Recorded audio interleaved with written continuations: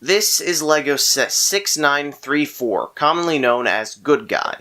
In 2006, Good Guy came as part of a promotional polybag attached to copies of the magazine Donald Duck and Company. He was only ever released in Sweden. I spent $10 on Good Guy. Here's why. There are two reasons I wanted to buy a Good Guy. Let's start with the less complicated and also less pretentious and cheesy reason, which is designing. See, about a month ago, I designed a Tahu mask Redbubble thing. I just wanted to have Tahu's mask on a shirt. It'd be a fun little thing I could have. It'd be cool. That was it. I just wanted Tahu's mask on a shirt, and I put it on Redbubble. But because I'm a completionist, I decided to make all 6 of the Bionicle 2001 masks. Okay, just the Toa's masks, but still. I made 6 of them, and they were fine, I guess. There wasn't anything objectively bad about them. They were just simple silhouettes in a darker color than they normally are, so they can go on the shirts and look cool. It's just fine. So, I wanted to do something cool. I wanted to make another Bionicle shirt that actually kind of mattered and was better looking and had more detail and effort put into it than just a silhouette. And I was deciding if I'm going to do just one of these to just experiment and figure it out, because I don't even really like doing the Redbubble stuff all that much, what should I do? Everyone's got their own favorite Toa. Everyone has a different favorite villain. So I decided to go with the one guy that everyone thinks is great. The Good Guy. So I began my design, and originally it was going to be a silhouette just like the others, but because it was an entire figure, it'd be more detailed and whatnot, but it looked terrible. But there was another problem with it. See, Bionicle sets aren't exactly known for having really high-resolution images, because when they came out, high-resolution was really just like 300 by 300 pixels, so I couldn't find anything high-res enough for me to actually figure out what the details were, what it actually looked like. So I needed to buy a set just in order to figure out what it looked like. And that's what I did. I bought a Good Guy set so that I could take my own photos of it so that I could have accurate reference images when I was designing it. And there's a lot of details that I never would have noticed if it hadn't been for buying it. So, I bought him for $10, he arrived a week later, I began designing it in Illustrator, I finished it, and then I posted it on Redbubble, and that's the story. I spent $10 on Good Guy so that way I can make a Redbubble t-shirt that nobody's gonna care about. If for some weird reason you do want to buy it, I've left a link in the description so you don't have to ask about it, and I don't have to answer, and then neither of us are uncomfortable. But that's not the only reason I got Good Guy. I also bought him because, as someone that spends a lot of their money buying the G2 sets of Bionicles so that I can produce the animation, I wanted a G1 set that actually significantly mattered. Now, I could have gone with Tahu. In fact, I have Tahu Nuva and Kapaka Nuva, and I could have gotten Tahu Mata, I could have gotten any of them, but I wanted something that sort of represented the Bionicle community. And this is where we get into pretentious, cheesy, cliché, boring, generic, I'm running out of adjectives reason, because I bought him because Good Guy best represents the Bionicle community. And I'm not kidding. So, as I mentioned at the beginning of this video, Good Guy was released exclusively in Sweden as a polybag attached to a weird Disney comic. And so with this knowledge in mind, you'd probably expect, oh, it's not going to get that popular outside of Sweden, and in fact, in Sweden it might not get popular just because of what it's attached to.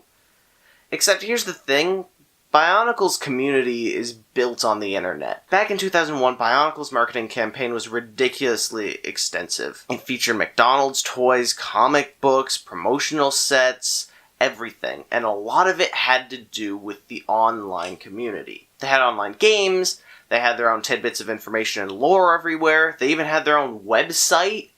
So the Bionicle community was really steeped in the internet, and as such a lot of online forums started to show up, like BZ Power or the TTV forums, and these things just sort of began popping up to discuss Bionicle in further lengths. And so, obviously, anytime something new shows up in Bionicle, someone's gonna post it online and talk about it.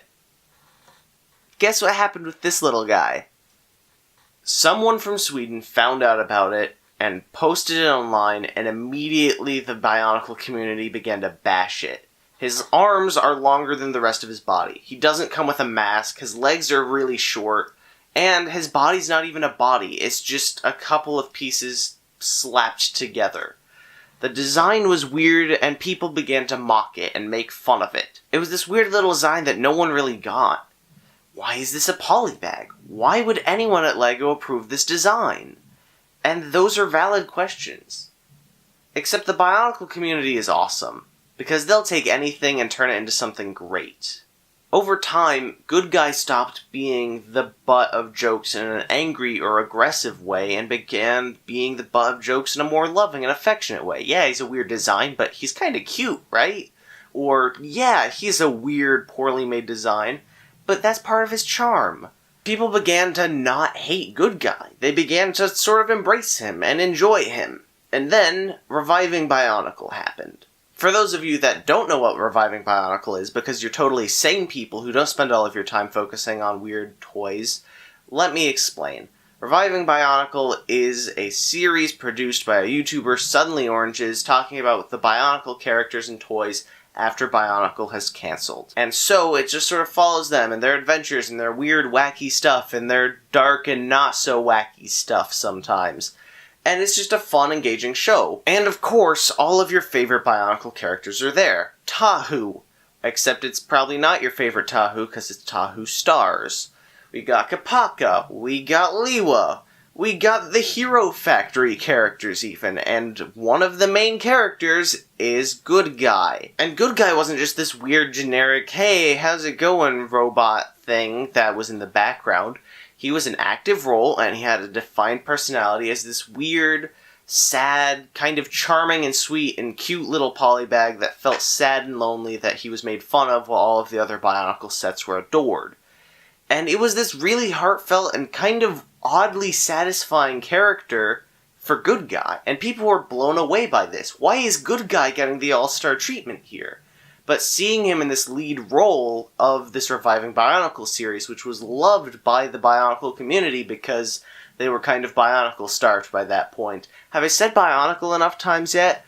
They began to embrace this version of Good Guy. This sweet, charming, kind of sad and depressed little guy who just wanted to be included and make friends. People began to like him a lot more. And that's why I chose Good Guy to be the Redbubble design. That's why I bought Good Guy. Because he started out as this weird laughingstock of a community that just wanted to talk about toys. And over time, the community embraced him and found him to be amazing and loved him simply because of where he came from. They took something that should have been laughed at and forgotten a couple years later and turned it into something people can actually love. They took Good Guy, this weird little thing with really long arms, stubby legs, and no mask, and turned him into this wonderful thing that represented the Bionicle community as a whole. He represents their willingness to accept things, to love anything from the community simply because it's part of Bionicle. The Bionicle community is genuinely one of the most wonderful communities out there, simply because they don't get aggressive about things. They embrace everything and love it, at least to a little extent. Yeah, there's some things they don't like all that much, like Stars or the Hero... They really don't like Hero Factory. But at the same time, it's never like the Star Wars community, where they'll get aggressive and hostile and threaten people over Star Wars. The Bionicle community is a great community because they can embrace and love even the weirdest of things. From Generation 2 with its terrible lore, to Hero Factory, to Good Guy. The Bionicle community can fall in love with pretty much anything. And that's why I fell in love with the Bionicle community. So I bought Good Guy for $10, because of what he means to the Bionicle community and what I could do with him. So basically this is my roundabout way of saying, be more like the Bionicle community, embrace your good guys, whether that's Star Wars The Last Jedi, or Hero Factory, or, I don't know, I'm running out of examples here, because you don't know how much longer your fandom's gonna be around. And once it's gone, that's all you're gonna have left. So just look at this like Good Guy. Look at this like Bionicle. Whatever fandom you're a part of, treat everything like a good guy. Like something that might not be perfect, that might be a little weird, but something you can still love and find the positives in. Have I rambled enough for one day? Okay, cool. If you want, go check out the Redbubble thing, or don't. I really don't care. Or go pick up your own good guy. That's a better suggestion. Go buy a good guy.